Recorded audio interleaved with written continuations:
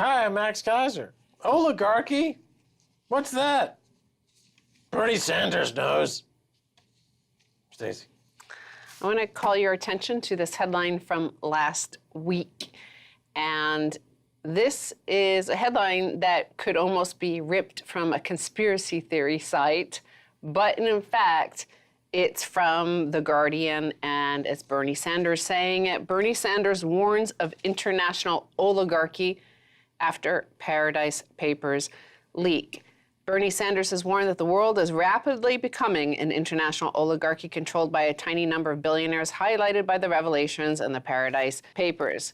That was the first thing I thought when I saw about these Paradise Papers leaked, because all of it is technically legal, all of this sheltering the money offshore. You know, you could do those Venn diagrams of not even that, just like connect the dots, sort of Rachel Maddow-esque sort of thing, that they're all linked together, whether it's Hillary Clinton or Donald Trump or every single head of state and every single head of major corporations in that state or domiciled in that state. They're all connected through the banking system that is like a separate banking system unique just for them. Yeah, the Social Justice Network did a study just recently, and they concluded that there's between 20 and $30 trillion that is held offshore. That's part of a parallel economy. That's 1.5 times the GDP of America. They concluded it's about 200,000 people. They pay no tax. They invest in assets that keep going higher in value because the central banks print money in a way that makes the assets that they own go up in price, but no wages. No wages don't go up. That's financial engineering, deregulation, post-Reagan Thatcher. So it's like you have a huge field, you're irrigating that field, and the water that's supposed to irrigate the crops, that it just is diverted only to the folks that are in that $20 to $30 trillion offshore parallel financial universe. So wage growth is not there. Job growth has been transformed to part-time jobs essentially. And the taxes are borne to pay for society by those people that are not on part of that illegal apartheid state. You know, I've said before, it's apartheid, unless you're committing fraud. Now they say it's not, it's legal, but the folks who, it used to be illegal, but they've changed the law to make it legal. If it's legal, because, it gets back to what Bastiat said about looting. If you let looters control the top, they'll have looting throughout the economy. John Locke said in 1710, if there's if the social contract is, you don't need to get undressed. I mean, I know I'm whinging on here.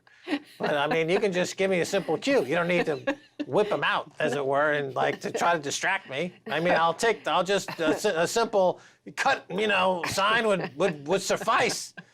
I mean, we don't need to go down that path. I had it too tight, but you mentioned... Don't Weinstein me.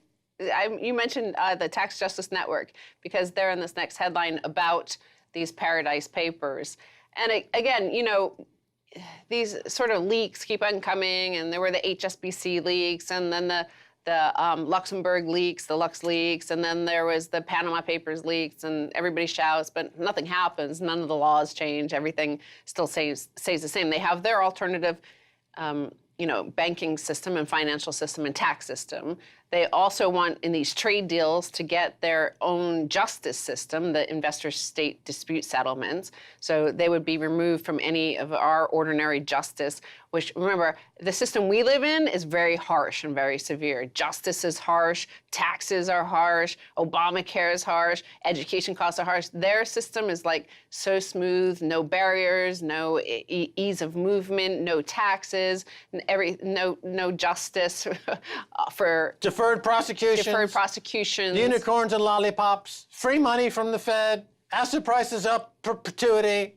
It's a beautiful world they live in. That's what the world they live in. And then, but we're stuck in these bordered sort of countries with ghettos. High taxes. Yeah, ghettos. You can see whatever nation you live in, you're essentially stuck in a ghetto. And yet our media will set up these paradigms of like, here's the right, here's the left, choose one of the teams. And, you know, your news media will hail things like Tim Cook and Steve Jobs and Apple as these great, wonderful people, and they should protect us from, protect our democracy from evil voices and keep evil voices out and things like that. So I want to turn to what the Paradise Papers showed about what Apple did in terms of setting up one of their divisions, one of their tax loopholes, one of their offshore havens through Jersey. And this is from John Christensen, and the director of the Tax Justice Network. And he tweeted, "Bad Appleby. Apple chose Jersey. These are the key criteria guiding the choice. What does this say about Jersey, but what does it also say about Apple?" Because remember, the news here says Apple should be one of the corporations that protect us from, any fake news or things like that. So they wanted it in writing. For example, there were a few things that they wanted, like in writing, that they are guaranteed like this, like no taxes. But the number 4 point is quite remarkable because, again, they're being asked, all these tech giants are being asked to protect our democracy. Here's what Apple wanted, guaranteed from Jersey. Is there a credible opposition party or movement that may replace the current government? So they were afraid of a credible opposition party. They wanted to make sure there were none there in order to, before they would set up their cash there, before they would put, I was going to say launder or hide, but again, as legal, all this stuff is legal for them. You try to go there and set it up yourself, you'll be like arrested and thrown in Guantanamo, but there you have it.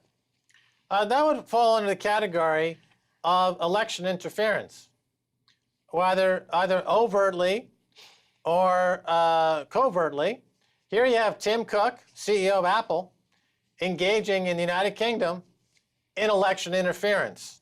The biggest company in the world, soon to be $1 trillion company, strong-arming Theresa May, like she got Weinstein by Tim Cook. Tim Cook's Weinsteining to Theresa May, saying, we don't want, as long as you can control your government in the sense there's no opposition, we don't want to ever pay taxes. We want to use the Jersey Islands like a Weinstein pimp, okay? Okay, Theresa May? And Theresa May like, come on, baby, come on over to the UK, come on over to Jersey, woo, woo, woo, woo.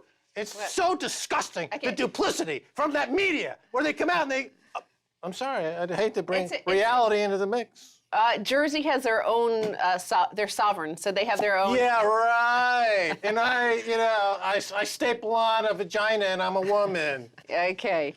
Well, so let's go on to the next headline again. So here again is another story about, this two-tier sort of system that they have, and yet the people stuck in the ghettoed borders, the bordered ghettos, we keep on fighting for like the Tim Cooks of the world that say the right thing. They sound all cool and groovy and with it progressive.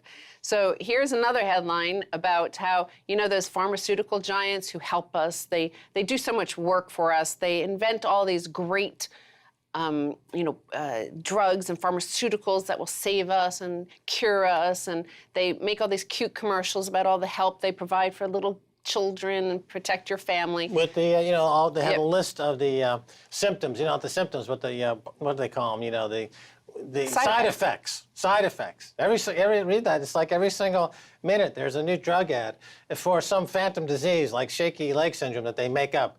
Then they get a grant from some, corrupt congressman in America, billions of dollars, and the side effect is always may induce suicide, may induce suicide, may induce suicide. Yeah. Well, the American flag is inducing suicide because you look at that and you say, oh, it's a pharmacocracy. It's a pharmacocracy. Okay, well, let's look. But one of the ways they manage to get away with such high cost of drugs is that they say they need to research and develop new drugs. So before we rant about that, let's look at the headline. The headline is, most new drug patents are for old remedies, research shows. The U.S. patent system was designed to protect new innovations, but drug makers are more often than not using it to protect old ones. At least 74% of drugs associated with new patents were medicines already on the market, according to research by Robin Feldman, director of the Institute for Innovation Law at the University of California Hastings College of Law. The percentage reached 80% in 3 of the years studied, in 2005 to 2015. So it's known as evergreening. So they make a slight change or in the manufacturing process of the same sort of aspirin, say, and they say, well, we need to extend our patent by another 14 years. Yeah. So basically, they're saying that 74% of them are just evergreening. It's not, there's no new innovation. Patents and trademarks, it's limited monopoly time for a limited time. They abuse the system to create perpetual patents, perpetual copyrights. It's a complete subversion of the Constitution, which says explicitly, Article 17, authored by Thomas Jefferson, that the original copyright, for example, is 14 years, 7 plus 7 years. Patents, similarly, for a limited time, you get a monopoly protection. When you extend it out to infinite amount of time, you're effectively giving your country, America, a lobotomy. And that's what these pharmaceutical companies are good at. They're reaching into our craniums and they're ripping our brains out and stepping on them with a big black boot. And they call that capitalism. But guess what? It's not. It's, you know, it's not. And of course, you know, Barack Obama and Hillary Clinton as Secretary of State then, they were going around the world and they were trying to basically get these trade deals. They were calling them trade deals, TPP and TTIP. And those were really for pharmaceutical companies to basically extend these patent and copyright protections around the world. But remember, we covered this at the time, all these pharmaceutical giants were trying to do tax inversion. So here they were benefiting from this particular ghetto in the US where we have very high pharmaceutical and medical costs. And they were trying to get the protection of this country to maintain these high medical costs, pharmaceutical costs, and yet didn't want to pay taxes to this system where it's bankrupting. Still, hundreds of thousands of Americans go bankrupt every year because of medical costs. And here they, you know, the same system, it's this financial oligarchy, this international oligarchy, as Bernie Sanders calls it. This is the same class, and it's happening. It happens right in front of our face all day long in our headlines. Vivisectionists, eugenicists, and Tim Cook.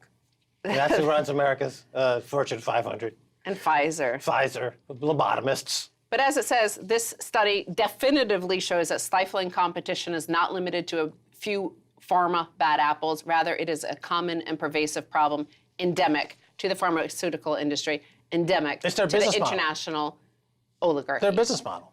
Their business model. Well, we got to go to the break. And, you know, if it gets really bad, don't bother us. Stay right there.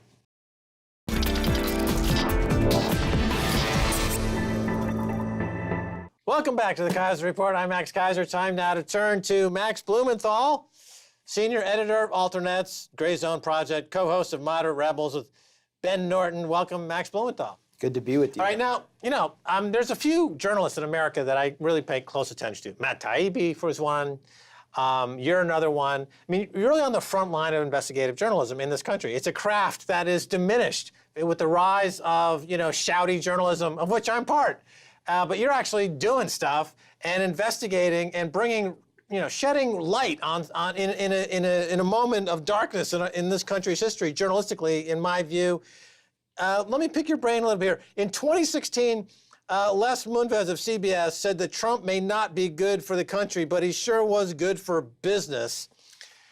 Can we say this about Russiagate a little bit? When I watch Rachel Maddow, she seems to be cashing in on the Russiagate thing, like you know what we used to say. Alex Jones was taking things to a level of ratings milking. Is this happening on the left now, Max? Yeah, I mean, it all started in the 2016 campaign, and I was watching CNN, and I started noticing they were having basically like infomercials for Melania, businesswoman, entrepreneur, model. You know, they were pumping up Trump on CNN so much, and it was Jeff Zucker who understood the appeal of Trump to the American public. This is the former producer of Trump's Apprentice, which introduced Trump to a national audience. Now he was the CEO of CNN, and he was going to pump Trump up. And then as soon as Trump gets elected, CNN decides we're going to tear him down and appeal to this resistance crowd, which represents everything to the left of the far right Trump, including, you know, neoconservatives, never Trump Republicans. They had a big audience. Jake Tapper, who does the primetime show for CNN, his ratings are up 53% because he's pushing that resistance model of just anything anti-Trump while promoting war. And Rachel Maddow is a really fascinating character. I mean, this is someone who, I personally almost have a seizure every time I watch her. It's just very difficult aesthetically. The audio, it's really hard for me to tolerate watching her. But a lot of people, I think from an older demographic, baby boomers, they really enjoy her right now. But if you actually look at her numbers prior to the election compared to now, it's one of the most dramatic shifts we've seen in the history of cable news. She's now the #1 cable news host. Prior to the election, her ratings were in the toilet. She was talking about actual Republican antics, actual right-wing media, the Koch brothers, Robert Mercer, the actual people who influence right-wing politics in the U.S. Now, according to a content study performed by Aaron Mate, a journalist for The Intercept, the majority of Rachel Maddow's content focuses on Russiagate. What's crazy about it, Max, is that the narrative is like it's winnowing down. It gets, because there's no evidence, there's no smoking gun, there's no proof, and they're just seeking every little tidbit that comes across. Somehow it's Russiagate. It's become farcical. Yeah. And but as you point out, the ratings are going higher, and they are. It seems like there's Glenn Beck, introduced the idea of crying on television, and then, to imitate Alex Jones. And these were considered to be outside of the mainstream by a big factor. And yet now, this is what the way that Rachel Maddow is now kind of bringing in these stylistics, at the same time criticizing people like Alex Jones. But there's just no there, right? I mean, what's the status now of this Russiagate story? It seems like there's nothing there. What's currently going on? Yeah, I mean, what we've seen in the past few days is the Paradise Papers were leaked, and this should be an explosive expose of international capital and corruption. Tax shelters should be really the heart of this investigation, but instead we've seen very little about that. Why? Because the International Consortium of Investigative Journalism, which also did the Panama Papers, has refused to release these documents to the public, and instead they're leaking them out to mainstream publications like the New York Times, then it's filtering out through MSNBC and CNN, and they're focusing almost with laser-light precision on anything Russia-related. And what we've seen, I have no sympathy for any of these international oligarchs, but what we've seen is pure, unadulterated McCarthyism, focusing on figures like Yuri Milner, who is an apolitical Silicon Valley oligarch who happens to be a Russian Jewish oligarch. And what The Guardian did was paint connections between Yuri Milner and Jared Kushner and a company that Jared Kushner had invested in as some kind of nefarious evidence of collusion, when in fact Yuri Milner has close ties to the Clinton family. He did a panel at Davos with Eric Schmidt, the CEO of Google, and Chelsea Clinton. He has given an award to Morgan Freeman, who's become one of the kind of spokesmen for Russiagate through a neocon front group. I mean, Yuri Milner is a friend of Mark Zuckerberg. So he's pretty much, what we're talking about is oligarchs doing business with each other, and it's framed in terms of anyone who does business with anyone who is a Russian national being scandalous. That's McCarthyism. I mean, even in the McCarthy era, people were drummed up, at least for communist suspicions, not on the basis of simply coming from a country that we don't like. And so this is what we're seeing in the past few days. But if you look at any of the things that Rachel Maddow or any of these figures have been covering, for example, that Russia attempted to hack voting systems in 21 states, when these stories fall apart, and when the Secretary of States of California, Texas, and Wisconsin say, no, the Russians actually didn't try to hack our voting systems, there's never any follow-up. And so people are left with the impression that these stories are true, even when one after another, they fall apart. Let's talk about some of the risks this type of approach takes, because I was watching these cable stations this week, and I was tuning in. I'm like, I want to find out what's happening in Saudi Arabia. There's like a coup going on there. Yeah. People are getting killed. Their helicopters are crashing. There's, there's a big story here, and none of them covered it. Yeah. So the risk is not only journalism, but they're not covering stuff that's actually important. Your thoughts on this? Yeah, that's a great point. I was actually watching MSNBC last night, not through any fault of my own, but I just happened to be in a place where it was on. And there was no coverage of Saudi Arabia, where a purge is taking place, where Mohammed bin Salman has taken the heads of all of the media agencies that are responsible for all of the media in the Arab world except for Al Jazeera, and put them in a de facto internment camp at the Ritz-Carlton in Riyadh. This should be a huge story, Beyond that, Donald Trump has sold them something like $150 billion of weapons. His foreign policy is essentially controlled by Saudi Arabia and the UAE with respect to the Middle East. We're looking at the possibility of region-wide destabilization because of these moves. And MSNBC, I mean, for 2 hours, they didn't touch it. They only talked about Trump's visit to North Korea and his incendiary rhetoric. And this is the real source of foreign influence. I mean, we just had a week of congressional hearings about Russian Facebook ads, which include, cute images of puppies, and a LGBT-themed Buff Bernie coloring book was also featured in one of these ads. And, you had these hysterical hearings. But when are we going to talk about the real source of foreign influence in Washington, and that emanates from Saudi Arabia and the pro-Israel lobby primarily? It's never covered on cable news, or very seldom.